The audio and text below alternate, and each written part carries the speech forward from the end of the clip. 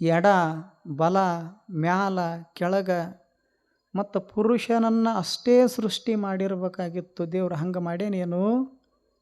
ಪುರುಷನ ಜೊತೆಗೆ ಸ್ತ್ರೀಯನ್ನು ಸೃಷ್ಟಿ ಮಾಡ್ಯಾನ. ಕೆಲವರು ಕೆಂಪದಾರ, ಕೆಲವರು ಕಪ್ಪದಾರ, ಕೆಲವರು ಸ್ಫುರದ್ರೂಪಿಗಳದಾರ, ಇನ್ನು ಕೆಲವರು ನೋಡಬಾರ್ದು ಹಂಗದಾರ. ಹೀಗೆ ದ್ವಂದ್ವ ರೂಪದೊಳಗೆ ಜಗತ್ತನ್ನು ನಿರ್ಮಾಣ ಮಾಡ್ಯಾನಲ್ಲ. ಇಂಥ ಜಗತ್ತಿನೊಳಗೆ ಒಂದು ಕಡೆಗೆ ಸತ್ಯವಂತರು ಬದುಕಾಕತ್ಯಾರ, ಇನ್ನೊಂದು ಕಡೆಗೆ ಅಸತ್ಯವಂತರು ಬದುಕಾಕತ್ಯಾರ. ಒಂದು ಕಡೆಗೆ ಧರ್ಮವಂತರು, ಇನ್ನೊಂದೆಡೆಗೆ ಅಧರ್ಮವಂತರು. ಒಂದು ಕಡೆಗೆ ಜ್ಞಾನಿಗಳ ಬದುಕು ಸಾಗ್ಯದ, ಮತ್ತೊಂದು ಕಡೆಗೆ ಅಜ್ಞಾನಿಗಳ ಬದುಕು ಸಾಗ್ಯದ. ಒಂದು ಕಡೆಗೆ ಆಕಳದ ಹಾಲು ಕುಡಿದು ಬದುಕಾಕತ್ಯಾರ, ಇನ್ನೊಂದು ಕಡೆಗೆ ಅಲ್ಕೋಹಾಲ. ಎಲ್ಲರೂ ಒಂದಾಗಿದ್ರಂದ್ರೆ ಆಕಳದ ಹಾಲು ಕುಡಿಬೇಕಾಗಿತ್ತಲ್ಲ. ಇದು ಜಗತ್ತ. ನಾವು ಅನ್ಕೊಂಡಂಗೆ ಸೃಷ್ಟಿ ಮಾಡಿಲ್ಲ ದೇವರು, ದ್ವಂದ್ವ ರೂಪದೊಳಗೆ ಸೃಷ್ಟಿ ಮಾಡ್ಯಾನ. ಆದ್ದರಿಂದ ಮನುಷ್ಯನೇ, ನಿನ್ನ ಸುತ್ತಮುತ್ತ ಇರೋರೆಲ್ಲರೂ ಸಜ್ಜನರ ಇರ್ತಾರಂತೇನಿಲ್ಲ, ಧರ್ಮದ ಮಾರ್ಗದೊಳಗೆ ನಡೀತಾರಂತೇನಿಲ್ಲ. ಅಧರ್ಮಿಗಳು, ಅಜ್ಞಾನಿಗಳು, ಅನೀತಿವಂತರು ಎಲ್ಲರೂ ಇರೋರೇ. ಒಂದು ಕಡೆಗೆ ಸಜ್ಜನರು, ಒಂದು ಕಡೆಗೆ ದುರ್ಜನರು. ಆದ್ದರಿಂದ ನೀ ಏನು ಮಾಡೋದು? ನಿನ್ನ ಬದುಕು ಹೂವಿನಂಗೆ ಅರಳಬೇಕಾಗಿತ್ತು. ಸುತ್ತಮುತ್ತೆಲ್ಲ ಜ್ಞಾನದ ಸುವಾಸ ಹರಬೇಕಾಗಿತ್ತು. ಅಂದರೆ ನೀನು ಸಾಧ್ಯ ಆದಷ್ಟು ಬಲ್ಲವರ ಸಂಘ ಮಾಡು, ಸಜ್ಜನರ ಸಂಘ ಮಾಡು, ದುರ್ಜನರ ಸಂಘ ಮಾಡಾಕ ಹೋಗಬೇಡ. ಬಸವಣ್ಣವ್ರು ಹೇಳಿಲ್ಲ, ಸಜ್ಜನರ ಸಂಘವ ಮಾಡುವುದು, ದುರ್ಜನರ ಸಂಘ ಬೇಡವಯ್ಯ, ಆವಹಾವಾದಡೇನೋ ವಿಷ ಬಂದೆ, ಅಂಥವರ ಸಂಘ ಬೇಡವಯ್ಯ, ಅಂತರಂಗ ಶುದ್ಧವಿಲ್ಲದವರ ಸಂಘ ಸಿಂಗಿ ಕಾಳ ಕೂಟ ವಿಷವೋ ಕೂಡಲ ಸಂಗಮ ದೇವ. ಏನು ಅದ್ಭುತ ವಚನ ಬರೆದಾರ, ಸ್ಪಷ್ಟವಾಗಿ ಹೇಳ್ತಾರ. ಒಂದಿಷ್ಟು ಅನುಮಾನ ಇಲ್ಲ, ಶಂಕೆ ಇಲ್ಲ. ಏನಂತಾರ? ಸಜ್ಜನರ ಸಂಘವ ಮಾಡುವುದು, ದುರ್ಜನರ ಸಂಘ ಬೇಡವಯ್ಯ. ಯಾಕೆ ಸಜ್ಜನರ ಸಂಘ ಮಾಡಬೇಕು, ಯಾಕೆ ದುರ್ಜನರ ಸಂಘ ಮಾಡಬಾರದು ಅಂತ ಹೇಳ್ತಾರಂದ್ರೆ ಶರಣರು, ಕಲ್ಯಾಣದೊಳಗೆ 12ನೇ ಶತಮಾನದೊಳಗೆ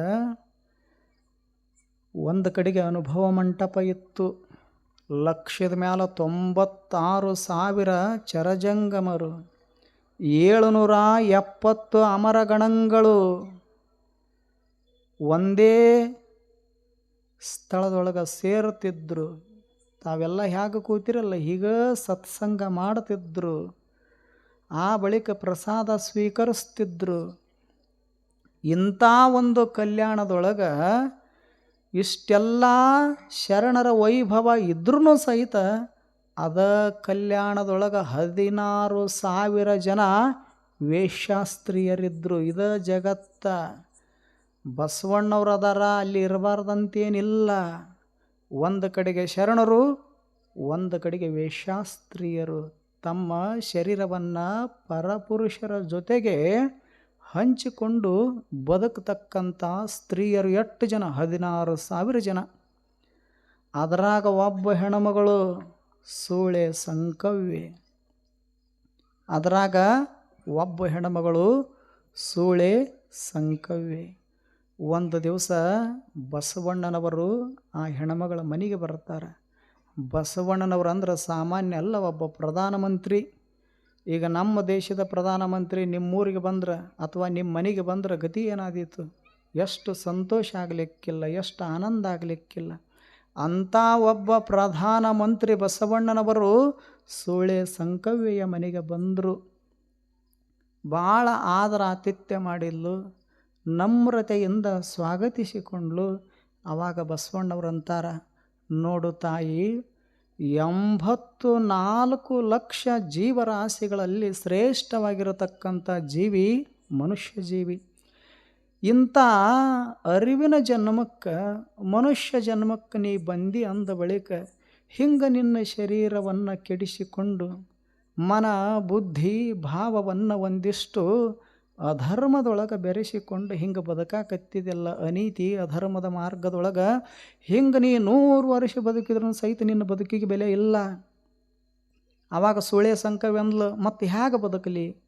ಅವಾಗ ಹೇಳ್ತಾರವರು, ನೋಡು ಇಲ್ಲೇ ಅನುಭವ ಮಂಟಪದ ಸಮೀಪದೊಳಗೆ ಅಲ್ಲಿ ಶರಣರ ಸಂಘ ನಡೀತದ, ಶರಣರ ಗೋಷ್ಠಿ ನಡೀತದ.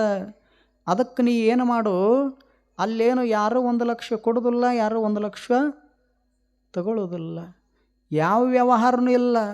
ತಣ್ಣಗೆ ಬಂದು 1 ತಾಸು ಕೂಡು, ಅಲ್ಲಿ ಮಹಾತ್ಮರನ್ನು ಕಣ್ಣು ತುಂಬ ನೋಡು, ಕಿವಿ ತುಂಬ ಶರಣರ ವಚನಗಳನ್ನು ಕೇಳು.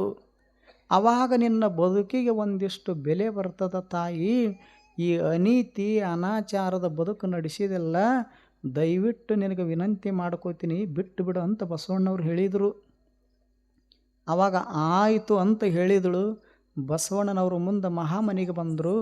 ಆವಾಗ ವಿಚಾರ ಮಾಡಿದ್ಲು ಹೆಣ್ಮಗಳು. ಒಂದು ಕಡೆಗೆ ಏನು ಅನೀತಿ ಅಧರ್ಮದೊಳಗೆ ಬದುಕ್ತಿದ್ಲಲ್ಲ, ಸಂಪತ್ತ ಗಳಿಸ್ತಿದ್ದಳು.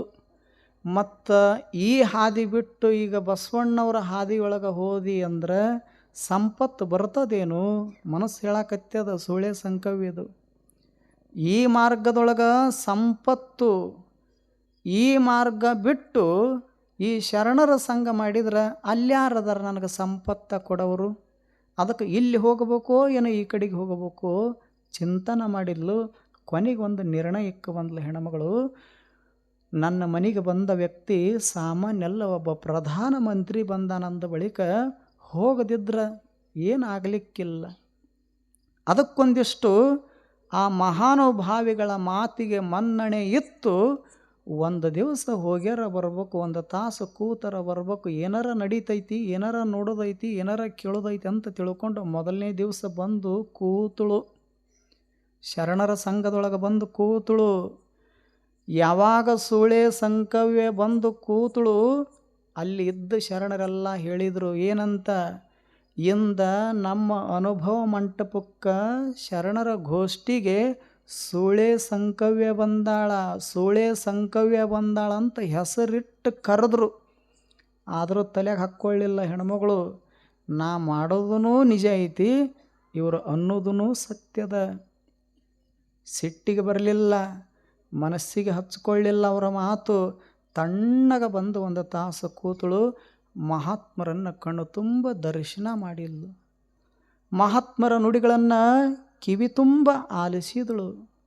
ಆ ಬಳಿಕ ಅಂತರಂಗದೊಳಗೆ ಎಲ್ಲಿಲ್ಲದ ಪರಮಾನಂದ, ಪರಮ ಸಂತೋಷ ತುಂಬಿತು. ಆವಾಗ ಹಿಂಗನಿಸಿತಲ್ಲ, 1 ತಾಸಿನ ಶರಣರ ಸಂಘ ಮಾಡಿದ್ದರ ಪರಿಣಾಮ ಏನಾಯಿತು? ಆವಾಗ ಕೊನೆಗೆ ಒಂದು ವಿಚಾರ ಬರ್ತದೆ ಸುಳೆ ಸಂಕವ್ಯ ತಲೆಯೊಳಗೆ. ನಾನು ಇಷ್ಟು ವರ್ಷಗಳ ಕಾಲ ನನ್ನ ಶರೀರವನ್ನು ಇನ್ನೊಬ್ಬ ಪರಪುರುಷನ ಜೊತೆಗೆ ಹಂಚಿಕೊಂಡು ಸಂಪತ್ತಿನ ಆಸೆಗಾಗಿ ಅನೀತಿ ಅಧರ್ಮದ ಮಾರ್ಗದೊಳಗೆ ಬದುಕಿದ್ರೂ ಸಹಿತ ನನಗಲ್ಲಿ ಸುಖ ಸಿಕ್ಕಿಲ್ಲ, ಸಂತೋಷ ಅನಿಸಿಲ್ಲ, ಆನಂದ ದೊರಕಿಲ್ಲ. ಅಂದ ಬಳಿಕ ಅಲ್ಲಿ ಸಿಗದೇ ಇರತಕ್ಕಂಥ ಪರಮಾನಂದ, ಪರಮ ಸಂತೋಷ ಮತ್ತು ಈ ಶರಣರ ಸಂಘದೊಳಗೆ ಸಿಕ್ಕದಂದ ಬಳಿಕ ನಾ ಯಾಕೆ ಇವರ ಸಂಘ ಮಾಡಬಾರ್ದು ಅಂತ ತಲೆಯಾಗ ಬಂದು ಆ ದಿವಸ ಮನೆಗೆ ಬಂದಳು. ಮಾರನೇ ದಿವಸ ಮತ್ತು ಶರಣರ ಸಂಘ ಮಾಡ್ಬೇಕಂತನಿಸಿತು. ಯಾರೂ ಆಮಂತ್ರಣ ಕೊಡಲಿಲ್ಲ, ಯಾರೂ ಇನ್ವಿಟೇಷನ್ ಕೊಡಲಿಲ್ಲ. 2ನೇ ದಿವಸ ತಾನೇ ಬಂದು ಕೂತಳು. 3 ದಿವಸ ಬಂದಳು, 1 ವಾರ ಬಂದಳು, 1 ಮಾಸ ಬಂದಳು, 1 ವರ್ಷ ಬಂದಳು. 16 ವರ್ಷಗಳ ಕಾಲ ಶರಣರ ಸಂಘ ಮಾಡಿದ್ದಳು. ಯಾವಾಗ 16 ವರ್ಷ ಶರಣರ ಸಂಘ ಮಾಡಿದ್ದಳು, ಸಜ್ಜನರ ಸಂಘದೊಳಗೆ ಬೆರೆತಿದ್ದಳು, ಆವಾಗ ಬಸವಾದಿ ಶರಣರಂಗ 1 ದಿವಸ ವಚನವನ್ನು ಬರೆದಳು.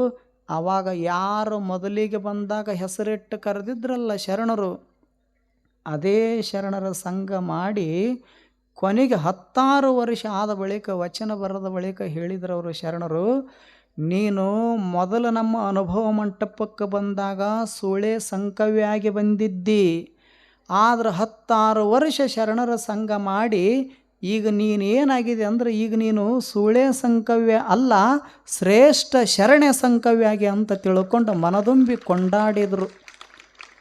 1 ಕ್ಷಣದ ಒಂದು ತಾಸಿನ, ಒಂದು ಮಾಸದ, ಒಂದು ವರ್ಷದ ಸಂಘದ ಫಲ ಏನಾಗಿತ್ತು? ಸೂಳೆ ಸಂಕವ್ಯ ಅನ್ನುವಂಥ ಹೆಸರು ಬದಲಾಗಿತ್ತು. ಏನಾಗಿತ್ತು? ಶರಣೆ ಸಂಕವ್ಯ ಆಗಿದ್ದಳು. ಪರಮ ಸತ್ಯ ಪರಮ ಶಾಂತಿಯನ್ನು ಅರಿದು ಅನುಭವಿಸಿದ್ದಳು. ಅದಕ್ಕೆ ಬಸವಣ್ಣವರಂತಾರ, ಸಜ್ಜನರ ಸಂಗವ ಮಾಡುವುದು.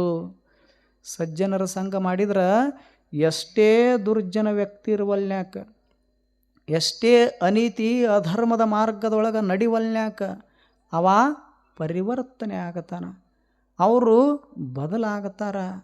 ಅದಕ್ಕೆ ಬರೆದ್ರವರು ಷಣ್ಮುಖ ಶಿವಯೋಗಿಗಳು ಭಾಳ ಅದ್ಭುತವಾದ ವಚನ ಬರೀತಾರ. ಸಂಘದಿಂದಲ್ಲದೆ ಅಗ್ನಿಯ ಸಂಘದಿಂದ ಕಾನನ ಕೆಟ್ಟಂತೆ, ಜ್ಯೋತಿಯ ಸಂಘದಿಂದ ಕತ್ತಲೆ ಕೆಟ್ಟಂತೆ.